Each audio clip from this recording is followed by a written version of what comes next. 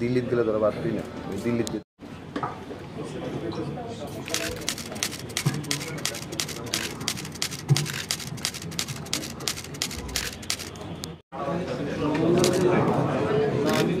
একটু সাথে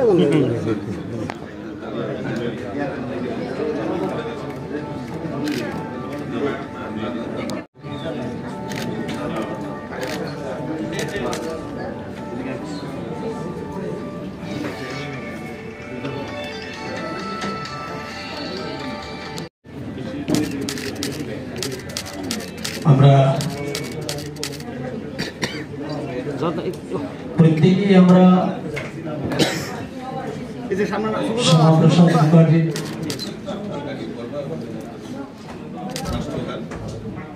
আমরা পরবর্তী সময়ে ওনাকে আমরা শ্রদ্ধা জানাবো। এখন রাষ্ট্রগীত আমরা গাইব সবাই। তো যারা সামনে আছেন আমি প্রত্যেকে অনুরোধ করব আজকে ভারত কেশরী 124তম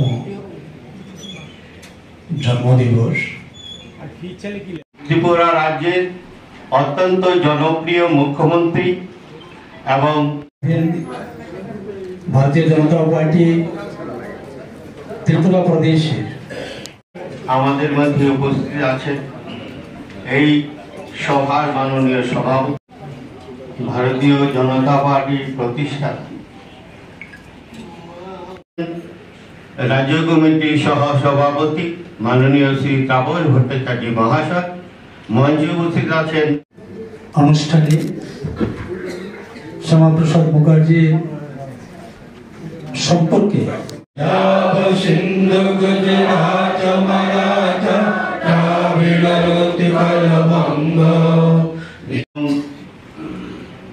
মাননীয় মেয়র এবং 7 রামনগর বিধানসভা জনপ্রিয় বিধায়ক প্রফেসর ডাক্তার মানিক সাহা মহাশয় এবং আমাদের মধ্যে উপস্থিত আছেন এবং এখানে রাজ্যের সহসভা নেত্রী মাননীয় পাপিয়া দত্ত মহাশয় সবসময় উপস্থিত ছিল। গত কিছুদিন আগে মে মাসের 23 এবং 24 দিল্লিতে অষ্টলক্ষ্মী মহা উৎসব সেখানে হয়েছে।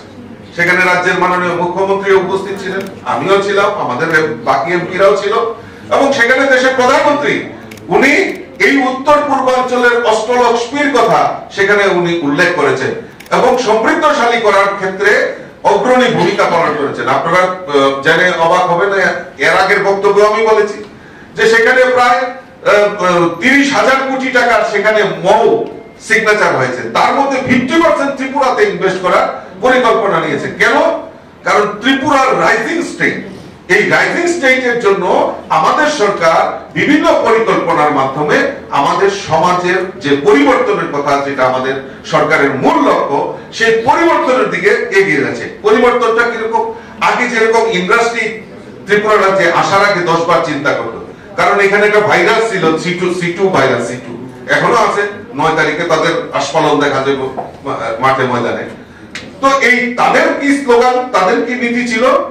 দিতে হবে, দিতে হবে, নাইলে ভেঙে দাও, ঘুরিয়ে দাও।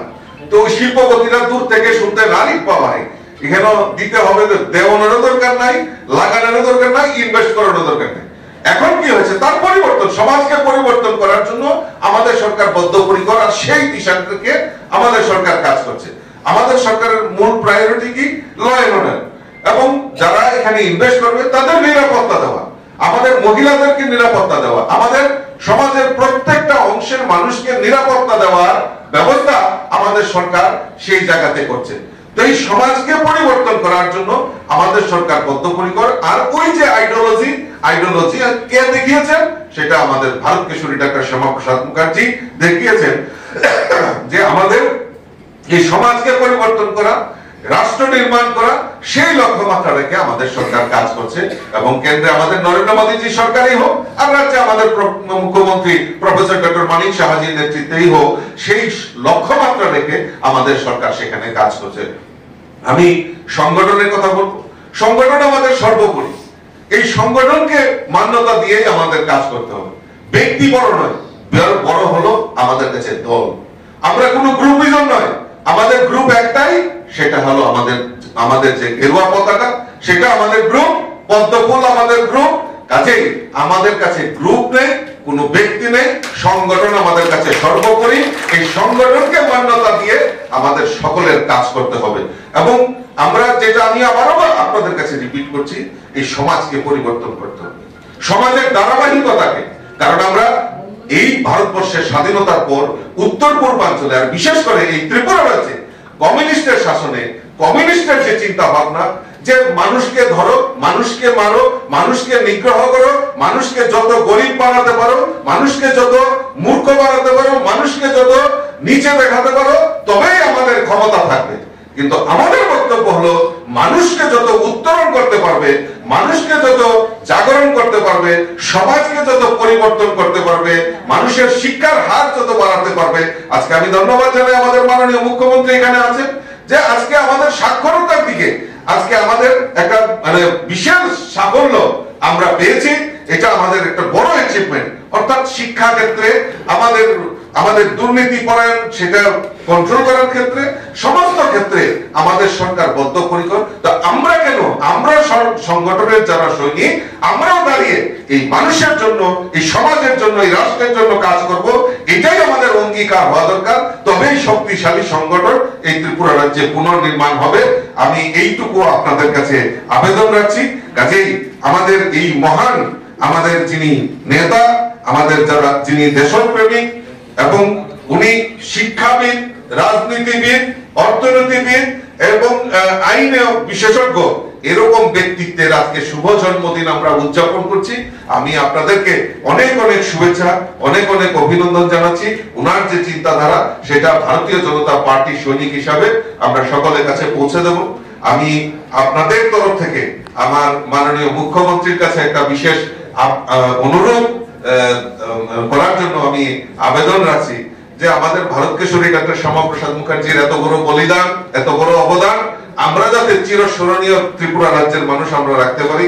উনার একটা প্রতিকৃতি আমরা কোন জায়গায় যদি আমরা লাগাতে পারি, তাহলে আমরা মনে হয় যে আমাদের এই যে আমরা প্রত্যেক বছর আমরা বাইরে ঘরের ভিতর অনুষ্ঠানটা করছি, আশা করি আমরা সেই জনসমক্ষে উনার যে চিন্তাধারা সেটা আরো বেশি করে আমরা নিয়ে যেতে পারবো। মাননীয় মুখ্যমন্ত্রীর কাছে আমার একটা বিশেষ অনুরোধ রইল। সকলকে আবার অভিনন্দন। এই বাঙালি হিন্দুদের জন্য যা করে গেছিল সেটা ভোলার নয়, এবং আজকে উনার যে অবদান সেখানে কিন্তু আলোচনা হয় না, দুঃখের বিষয়। আজকে কিন্তু উনি যা কাজটা করে দিয়ে গেছেন, সেটা কিন্তু আমার মনে হয় এগুলো নিয়ে আমাদের বেশি করে আলোচনা দরকার। আমরা জানি যে ওনার সম্পর্কে যে মিথ্যাচার এবং যে সত্য গোপনের যে একটা প্রচেষ্টা হিন্দু বাঙালিদের রক্ষা করতে গিয়ে, সেটা নানাভাবে ইতিহাসের পাতার থেকে মুছে দেওয়ার একটা চক্রান্ত করা হয়েছিল।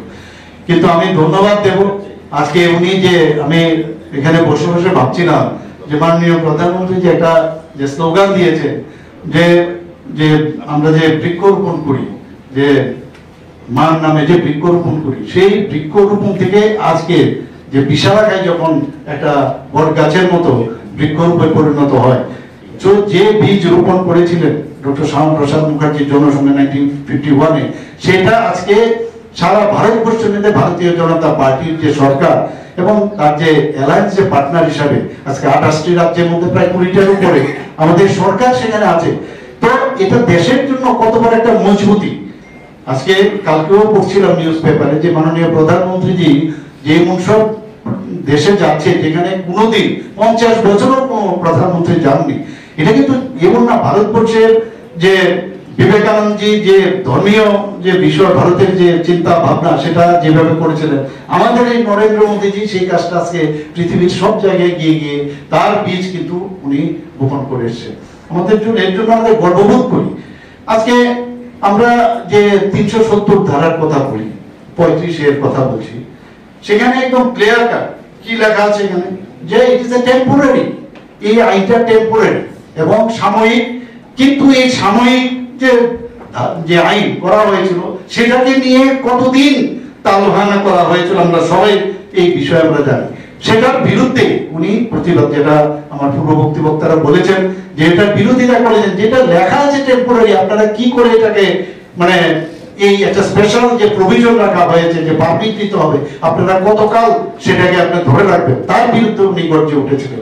এবং যে কারণে উনি যখন দিল্লি থেকে জম্মুতে যায়, সেখানে গিয়ে যে আপনারা পুরো বিস্তারিত আলোচনা আমার পূর্ববর্তী বক্তারা রেখেছেন, উনাকে অ্যারেস্ট করার থেকে আরম্ভ করে উনি যেভাবে বলিদান হয়েছেন, সত্যি আমরা একের সময় অবাক হই যে মাত্র 52 বছর পর্যন্ত ওনার জীবিত অবস্থায় উনি কাজ করে গেছেন। মাত্র 52 বছরে, আমরা তো এত বছর বয়সও কিছুই করতে পারিনি, এটা 52 বছরে উনি যা মানে কাজ করে গেছেন দেশের জন্য, মানে সেটা ভাবা যায় না। ওনার কাজের ব্যক্তি যদি আমরা বিচার করি শেষ করা যাবে না। আমরা আজকে তার প্রতিবাদ করতে গিয়ে উনি বলিদান হয়েছেন এবং এই বিষয়ে আমার বিস্তারিত আলোচনা হয়েছে। এবং এই ধরনের একজন রাষ্ট্রনেতা আমার মনে হয় আগামী দিন আসবে কিনা আমার জানা নেই। এবং ওনার যে আমরা জানি যে অন্তত 33 বছর বয়সে উনি ক্যালকাটা ইউনিভার্সিটির উনি ভাইস চ্যান্সেলর হন। এবং ক্যালকাটা ইউনিভার্সিটি সম্পর্কে তখন তুলনা হতো যে এটা অক্সফোর্ড ইউনিভার্সিটি মানা যেত, Oxford university was supposed to B the best one, তার সাথে তুলনা করা হতো ক্যালকাটা ইউনিভার্সিটি। সেই ক্যালকাটা ইউনিভার্সিটির মধ্যে রবীন্দ্রনাথ ঠাকুরকে সাহসিকতা দেখুন, তখনকার সময়ে মানে রবীন্দ্রনাথকে বাঙালি হিসাবে ওনাকে ওইখানে কনভোকেশনে ডেকে উনি ওনাকে সম্মান দিয়ে উনি কনভোকেশনে রবীন্দ্রনাথ ওনার বক্তব্য রেখেছেন। এবং উনি থাকাকালীন আমাদের পার্নিকুলারের উপরে যেখানে হায়ার যে স্টাডি করা, বিশেষ করে বাংলা যে একটা বিষয়, সেটার ব্যবস্থা আমাদের ডক্টর শ্যামাপ্রসাদ মুখার্জি করেছেন। সব জায়গায় যেখানে যে কাজ, বসে থাকার পাত্র নয় উনি। আজকে দাঙ্গার সময় উনি প্রতিবাদী ছিলেন। আমরা জানি যে মেদিনীপুরের যখন বিরাট বড় ফ্লাগ হয়ে গেল, তার উনি যখন মন্ত্রিসভার সদস্য ছিলেন ফজলুল হকে, তারপরেও উনি চেয়েছিলেন যে ওখানে গিয়ে সাহায্য করার, কিন্তু নানাভাবে ওনাকে প্রতিরুদ্ধ করা হলো, ওনাকে ওখানে যেতে দেওয়া হলো না। উনি তার প্রতিবাদে উনি মন্ত্রিসভার থেকে পদত্যাগ করে উনি তারপর আমাদের যে রামকৃষ্ণ আশ্রম থেকে আরম্ভ করে আরো যেসব রিলিজিয়াস সংগঠন আছে এবং তাদেরকে নিয়ে মারওয়ারি যে সংগঠন আছে ওনাদেরকে নিয়ে সেখানে পৌঁছে গেছেন, রিলিফ দিয়েছেন। প্রতিটা জায়গায় আমরা দেখেছি। আমরা অনেকে বলেন যে উনি মুসলিম বিরোধী, কিন্তু আমরা যদি ইতিহাসের পাতায় দেখি যে কাজী নজরুল ইসলাম উনার মানে শারীরিক অবস্থা ভালো ছিল না, উনি উনার কাছে বলেছেন যে আমাকে একটু আর্থিকভাবে সাহায্য করেন। উনি তখন অর্থমন্ত্রী ছিলেন, সেখানেও দেখা গেল যে মানবিকতা, হিউম্যান টাচ যাকে বলে, সেখানেও কিন্তু উনি তাকে টাকা অর্থ দিয়ে তাকে সাহায্য করেছিলেন।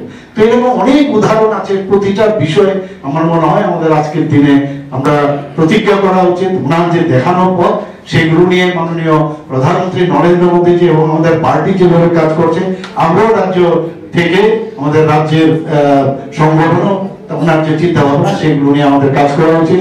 আমাদের সরকার, ত্রিপুরা সরকারের এখন যে নেতৃত্বাধীন সরকার বিজেপি চলছে, আমরাও সেই বিষয় নিয়ে আমরা সবাই আলোচনা করব। এবং আমরা আশা করি যে ওনার যে চিন্তা ভাবনা এবং সেইগুলো ইমপ্লিমেন্টেশন যদি আমরা করতে পারি, তবেই ওনার প্রতি যে সম্মান আজকের জন্মদিনে সেটা যথার্থ হবে বলে আমি মনে করি। সবাইকে এখানে উপস্থিত থাকার জন্য হার্দিক অভিনন্দন, শুভেচ্ছা জানিয়ে আমি আমার কথা বলা শেষ করছি। বন্দে মাতরম, ভারত মাতা কি।